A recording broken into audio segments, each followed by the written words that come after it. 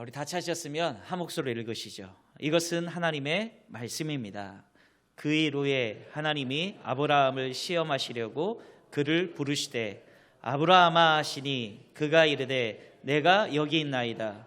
여호와께서 이르시되 내 아들 내 사랑하는 독자 이삭을 데리고 모리아 땅으로 가서 내가 내게 일러준 한 산 거기서 그를 번제로 드리라. 아멘. 이제 우리 강무사님 나오셔서 하나님의 꿈을 꾸는 교회라고 말씀 제목을 가지고 말씀 선포해 주시겠습니다. 오늘 우리 함께 옆에 계신 분들과 이렇게 인사합시다. 꿈이 뭐예요? 대답해 주시죠, 여러분. 제가 아직도 기억에 남는데 초등학교 때 신상 기록부라는 거를 꼭 썼습니다. 거기에는 꿈을 적는 칸이, 장래 희망을 적는 칸이 있었는데요. 저는 거기에 항상 축구 선수라고 적었습니다. 왜 비웃으시죠? 저는 대한민국 최고의 골키퍼가 되는 게 제 꿈이었습니다. 그러나 왜 이렇게 또 탄식을 하시면 중학교 1학년 때 키가 2키거든요. 그래서 일찌감치 포기하게 되었습니다. 그런데 제 장래 희망도 적지만 거기에는 부모님 장래 희망도 적고는 했었습니다. 거기에 저희 아버지가 항상 적는 게 있었는데요. 저는 정말 이게 싫었습니다. 뭐였냐면 목사였습니다. 네, 그때 참 나는 목사가 뭔지도 모르고 살았는데 제가 지금 이렇게 이러고 있네요. 그런데 어릴 때도 꿈을 꾸지만 저는 살아가면서도 사람은 계속해서 꿈을 꾼다라고 생각을 합니다. 혹시 여기 계신 많은 분들이 꿈을 꾸기에는 늦었다라고 생각하실지도 모릅니다. 그렇다고 하더라도 우리가 한때는 꿈을 꾸면서 자랐다. 우리가 앞을 내다보면서 살아오고 있었다라는 것이죠. 그리고 그 중에서는 꿈을 이루신 분도 계실 테고 저처럼 꿈을 포기하신 분들도 계실 것입니다. 그런데 세상을 살아갈 때도 이처럼 꿈이라는 것이 필요하지만 우리가 신앙생활을 할 때에도 반드시 꿈이 필요합니다. 오늘 아브라함도 그런 꿈을 가지고 있는 사람이었습니다. 어떠한 꿈이었냐면 우리 창세기 12장 2절을 함께 한 목소리로 읽어보도록 하겠습니다. 시작. 내가 너로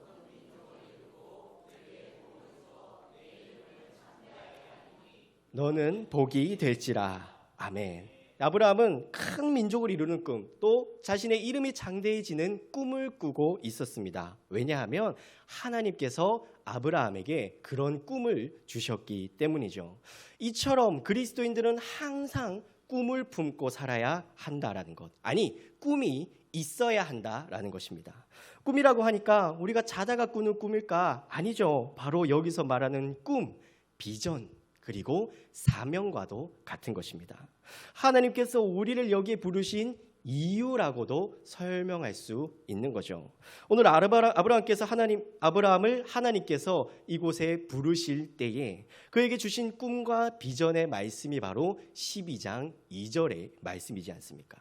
그런데 성경을 찬찬히 우리가 읽다 보면 많은 믿음의 조상들이 이러한 꿈을 가지고 살았다라는 것을 발견할 수 있습니다. 가장 대표적으로 꿈꾸는 사람 요셉, 또 우리 그 이후에 부르신 이스라엘을 출애굽하기 위하여 부르신 모세와 그들을 또한 가나안 땅에 들여 보내시기 위하여 세우신 여호수아와 같은 사람, 또 하나님 나라 건설을 위해 기름 부음 받은 다윗도 그러한 하나님의 꿈을 가지고 살았던 사람이죠. 구약만 그러하겠습니까? 예수님께서 부르신 그리고 세우신 12제자와 12제자들을 통하여 지금 우리가 이렇게 모여있는 우리 교회들도 바로 하나님께서 날마다 이 교회 가운데 우리 가운데 꿈을 주고 있다라는 것이죠. 그런데 우리가 이 사람들을 한번 살펴보면 그들은 거창하거나 대단한 사람이 아니다라는 것을 발견할 수 있습니다. 모두 도망자이거나 아니면 억울한 일을 당하는 사람이거나 아니면 또는 의심이 많은 사람이었다. 또 도덕적으로 그다지 내세울 만한 것이 없는 사람이기도 하였다라는 것이죠. 그러나 그렇게 볼품없는 한 사람이 신앙생활을, 믿음의 길을 시작할 때가 언제였는가? 바로 하나님의 꿈을 꾸기 시작할 때였다는 것입니다. 그리고 이것은 이들에게만 해당되는 것이 아니라 바로 오늘 이 땅을 살아가는 모든 그리스도인들에게 해당되는 말씀이어야 할 것입니다. 하나님께서는 바로 우리 각자에게 하나님의 꿈을 꿀 수 있도록 우리 마음에 허락해 주셨다. 연약한 우리가 하나님의 꿈을 꾸기 시작할 때에 바로 믿음이라는 것이 시작된다라는 것입니다. 그런데 그렇다면 왜 그렇게까지 꿈이 중요한가? 제가 왜 이렇게 꿈을 강조하고 있는가? 네, 저는 꿈이 있는 사람과 꿈이 없는 사람이 굉장히 차이가 있다라고 생각을 합니다. 왜 그런지 한번 설명해 드리겠습니다. 지금 여러분들께서 이 공간 안에 빨간색을 한번 찾아보시기 바랍니다. 여러분, 빨간색이 어디에 있습니까? 근데 생각보다 빨간색이 없네요. 저 뒤에 시계, 저 시계의 숫자가 빨간색입니다. 자, 제가 여러분들 빨간색을 찾아보라고 말하기 전에 우리의 눈에 빨간색이 들어오기 시작했습니까? 아니면 제가 빨간색을 찾아보라고 했을 그때부터 우리가 빨간색을 찾기 시작했습니까? 바로 우리가 무엇인가를 의식하는 것은 우리에게 이처럼 꿈을 꾸기 시작할 때, 우리에게 목적의식이 분명해질 때 시작된다라는 것이죠. 제가 빨간 것을 찾아보라라고 했을 때 그때부터 우리의 눈에 빨간색이 의식되기 시작합니다. 그리고 이건 빨간색이라고 할 수 있는가? 이건 빨간색이라고 할 수 없나? 이것은 더 빨간가? 덜 빨간가? 이러한 생각들을, 고민들을 하게 된다라는 것이죠. 바로 세상에는 많은 일들이 일어납니다. 오늘 하루도 우리는 셀 수 없이 많은 일들을 경험하고 눈으로 담고 귀로 들으면서 살아갑니다. 그러나 우리는 그 모든 일들 가운데 하나하나 모든 것을 다 담아낼 수 없는 사람들입니다. 그래서 대신에 우리는 우리가 관심 있는 것만 특정해서 담고 살아간다라는 거죠. 밥 먹으러 갈 때 우리는 맛집을 잘 찾습니다. 또 옷 사러 갈 때 옷가게를 보는 것이죠. 제가 저희한테 그런 말을 했습니다. 내가 결혼하기 전에는 거제도에 20년을 살면서 여기에 웨딩 가게가 있는 줄 몰랐다. 결혼을 앞두고 나니까 여기에 웨딩하는 곳이 있었구나라는 것을 깨닫게 되었다라는 말이죠. 바로 사람이 꿈이 있을 때와 꿈이 없을 때가 어떻게 다른가? 이렇게 다르다라는 것입니다. 꿈이 없이 살아가는 사람은 몰려드는 세상의 파도와 같은 그 삶 속에서 죄의 본성에 지배되어 그저 파도에 너풀거리는 것에 의지하며 이리저리 흘러가는 그러한 삶을 살아가게 되지만, 꿈이 있는 사람, 바로 비전이 있는 사람은 그 파도처럼 밀려오는 하루의 많은 사건들 중에서 볼 수 있게 된다라는 것입니다. 무엇을요? 바로 하나님의 꿈을, 그 꿈과 관련된 것들, 그 비전과 관련된 것들을 볼 수 있는 눈을 가질 수 있게 된다라는 것입니다. 그리고 거기서 그치지 않는 거죠. 그러한 기회, 그러한 상황, 그렇게 본 것들을 통하여서 그 꿈으로 내 삶을 주도하게 된다. 그 몰려드는 세상의 풍파 속에 흘러가는 것이 아니라 그것을 맞설 만한 힘을 얻게 된다라는 것입니다. 빨간색 찾았다라고 말을 하는 것처럼 말이죠. 세상을 살아가는 것도 마찬가지입니다. 제가 알고 있는 이야기인데요. 현대그룹의 정주영이라는 회장을 알고 계십니까? 이 회장이 1970년대에 우리나라에 돈이 너무 없을 때에 사업을 일으키고 싶어서 우리가 영국의 한 은행을 이 회장이 찾아가게 되었습니다. 그런데 그 회장에게 돈을 빌리려고 했는데, 아니 한국 보잘것도 없는데 도대체 내가 무엇을 보고 빌려주겠습니까? 라고 말을 할 때에 이 회장님이 그런 것을 한 거죠. 그때는 500원짜리 지폐가 있었더라고요. 500원짜리 지폐를 보여주면서 뒷면에 거북선 그림을 보여줍니다. 당신네들은 1800년대에 처음으로 철로 된 배를 만들었지만 우리는 1500년대에 처음으로 이 철로 된 철갑선을 만들 수가 있었다. 여전히 우리는 이러한 잠재력을 가지고 있는 사람이다. 이 말을 하면서 차관 도입 협의에 성공하게 된 것입니다. 바로 이 정주영 회장은 꿈을 꾸는 사람이었기 때문에 고작 500원짜리 지폐 하나에서 수십억이 넘는 돈을, 그 돈을 발견할 수 있는 방법을 발견하게 된 것입니다. 동일하게 잠언 29장 18절에서도 이렇게 이야기를 합니다. 비전이 없으면 백성이 멸망한다. 하나님께서 자기의 백성을 부르실 때에 반드시 꿈을 주시고 비전을 주시고 사명을 품게 하신다라는 것입니다. 그저 오늘 하루 예배 드렸으니까 내 할 일 다 했어 하고 집에 가는 그런 수동적인 태도가 아니라 어차피 하나님 다 하실 테니까 뭐 내가 뭘 하든 상관없어 라고 말하는 낙관주의도 아니라 바로 꿈이란 하나님께서 우리를 부르신 명확하고도 구체적인 메시지다라는 것이죠. 바로 우리 교회에 세워진 그 하나님의 꿈이 무엇입니까? 하나님 나라를 꿈꾸고 다음 세대를 세우는 이라는 그러한 비전이 우리 교회 가운데도 있지 않습니까? 바로 동일하게 우리 역시 마찬가지라는 겁니다. 교사가 되어서 또한 찬양 인도를 위해서, 구제하는 일을 위해서, 청소를 위해서, 어떤 다른 봉사하는 일을 하기 위해서 우리를 여기에 불렀다라는 것입니다. 우리는 이것을 낱낱이 다 설명할 수가 없겠지만은 하나님은 분명하게 우리에게 이와 같이 교회를 섬기고 그곳에 하나님의 일을 감당할 만한 비전을 주셨다. 그렇기 때문에 우리는 이 꿈이 없이 신앙생활을 할 때에 우리의 믿음 생활이 정지하게 된다라는 것을 반드시 기억해야 됩니다. 그렇기 때문에 우리는 이 꿈을 가지고 살아야 하는 것이죠. 꿈이 있는 자가 하나님의 꿈을 발견할 수 있는 것입니다. 오늘 우리가 이 작은 날을 통하여서도 일하실 하나님을 기대하시면서 우리 신앙생활 가운데 하나님을 꿈꾸고 하나님의 꿈을 꾸는 저와 여러분이 되길 주님의 이름으로 축복합니다. 여러분, 그런데 그렇게 꿈을 가지고 살아가면 또 어떻게 되는가? 아브라함이 꿈을 받게 되었습니다. 그리고 어떻게 살아갑니까? 하나님, 내가 큰 민족을 이루는군요. 그러면서 큰 민족을 이룰 방법들을 찾기 시작합니다. 그리고 처음으로 대답하는 게 이거죠. 하나님, 내 상속자가 누굽니까? 바로 엘리에셀입니다. 엘리에셀을 통해서 하나님께서 그 꿈을 이루실 것입니까? 라고 하자 하나님 말씀하시죠. 아니야. 나는 내 몸에서 난 사람을 통해 내가 내 꿈을 이룰 거야. 그러자 아브라함이 이제 생각합니다. 내 사라는 지금 태가 끊겨서 아이를 낳을 수 없으니 그 사라의 종인 하갈과 동침하여 아들을 낳아야겠다. 그리고 이스마엘을 놓죠. 그러나 하나님은 한 번 더 이것에 대하여 잘못되었다라고 말씀하십니다. 이스마엘이 아니야. 너와 내 아내 사이에서 낳은 아이가 너의 대를 이을 것이야. 사실 이것은 불가능한 일이었습니다. 사라는 임신할 수 없는 몸이었기 때문이죠. 그러나 그 불가능성에서 하나님은 이 아브라함과 사라 사이에 난 아들 이삭을 그들에게 허락하십니다. 그런데 문제는 오늘 읽은 본문의 말씀처럼 한 번 더 그 이삭을 바치라고 요구하고 계시는 거죠. 아브라함이 어떤 생각이었겠습니까? 알겠습니다. 물론이죠라고 하면서 그러한 마음으로 내어드렸겠습니까? 아니면 그 마음 가운데 하나님, 노년에 낳은 이 아들, 하나님이 주신 이 하나뿐인 아들을 바치라고요? 이건 말도 안 되는 요구입니다. 하나님께서 당신의 꿈을 망가뜨리려고 나에게 그런 요구를 하시는 것이 아닙니까? 라는 불평이 하나도 없었을까요?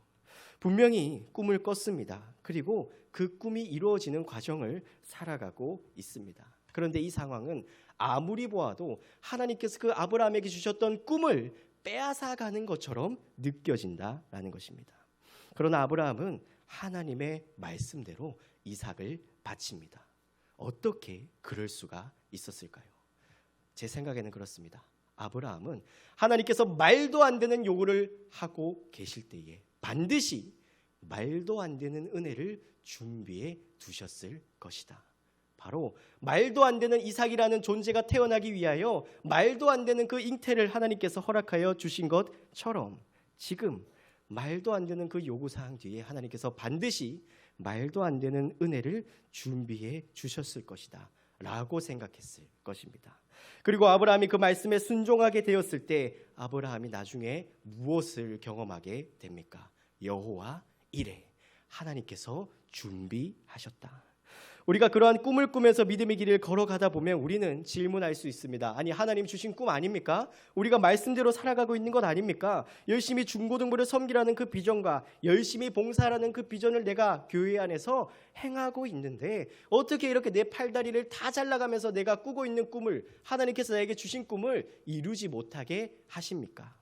오늘 우리 중고등부 함께 찬양 인도를 하면서 제가 우리 운동원들 보면서 그런 생각을 했습니다. 눈은 닫히고 있고 입은 열리지 않고 귀는 듣고 있는지 모르겠고 정말 막막하다 그런 생각을 하면서 차라리 조금 더 찬양 인도를 잘하는 사람이 여기 있으면 좋지 않을까. 또 차라리 조금 더 말씀을 이해하기 쉽게 하는 사람들이 이곳에 있는 것이 더 낫지 않을까라는 생각을 하게 된다라는 것이죠. 내가 여기 있어서 다음 세대가 세워지는 일이 정말 일어나기는 할까라는 생각을 하게 된다라는 것입니다. 그러나 그때마다 우리는 반드시 기억해야 하는 것입니다. 하나님께서 말도 안 되는 요구를 나에게 하고 계실 때에는 반드시 그 뒤에 말도 안 되는 은혜를 우리에게 준비하고 계신다. 그리고 이것을 우리는 두 글자로 이렇게 말합니다. 믿음이라고. 우리는 보이지 않는 것을 바라며 보이는 것처럼 세상을 살아가는 믿음의 사람들입니다. 역대상 29장 12절도 이렇게 이야기를 하고 있지 않습니까? 부와 귀가 주께로 말미암고 또 주는 만물의 주제가 되사 손에 권세와 능력이 있사오니 모든 사람을 크게 하심과 강하게 하심이 바로 주의 손에 있나이다. 우리의 노력이 있는 게 아니라 세상의 어떠한 그러한 권세들에 있는 게 아니라 주의 손에 있다라는 것입니다. 여러분, 우리가 꾸는 하나님의 꿈이 잘 되고 못 되고는 나에게 달려있지 않다라는 거예요. 하나님의 꿈은 바로 하나님의 손에 달려있다라는 것입니다. 바로 아브라함이 이것을 알고 있는지 하나님께서 알아보기 위하여 지금 아브라함에게 요구하고 있는 것이죠. 내 이삭을 바치라. 그래서 하나님이 아브라함에게 말씀하려고 하시는 것입니다. 이 꿈의 주인은 네가 아니라 바로 나다라는 것을. 저 역시 마찬가지입니다. 우리 진영중앙교회 SFC의 주인은 내가 아니라 하나님이라는 걸 알아야 한다라는 것이죠. 그래서 하나님은 때론 우리가 우리의 꿈의 자리에서 벗어날 준비가 되었는지, 또는 그 꿈을 향한 내 계획과 내 생각을 포기할 준비가 되었는지를 우리에게 자꾸만 물어보실 때가 있다라는 것입니다. 그리고 그 상황이 설령 실패를 암시하는 것처럼 보여도, 또는 이게 뭔가 잘 안 되어 가는 것처럼 보여도, 또는 내 생각에 옳다고 여겨지는 그러한 때라 할지라도 우리가 말씀에 합당하다면, 하나님이 주인 되셨다면 우리는 기꺼이 그 말씀에 순종해야 하는 것입니다. 바로 그 뒤에 우리를 위해 여호와 이레의 하나님께서 모든 것을 친히 준비해 두고 계시기 때문입니다. 우리는 기억해야 됩니다. 우리가 꾸는 꿈은 하나님이 주인이십니다. 그리고 그 꿈은 하나님께서 이루어 가십니다. 오늘도 우리를 약한 자리로 내모시면서까지 하나님은 우리에게 말씀하십니다. 내가 일하겠노라. 그렇게 말씀하시는 우리 아버지 하나님을 오늘도 찬양하는 저와 여러분이 되기를 주님의 이름으로 축복합니다. 자, 이제 제가 마지막입니다. 우리가 꿈 얘기를 계속하게 되었습니다. 그런데 꿈을 이루려면 무엇을 해야 될까요? 노력을 해야 됩니다. 대가를 지불해야 됩니다. 우리 운동원들 좋은 대학 가기 위해서 놀고 싶은 거 참고 또 그렇게 공부 열심히 하고 있는 것이 바로 그러한 모습들이죠. 그래서 꿈을 이루기 위해서는 반드시 대가가 필요하다라는 것을 알아야 합니다.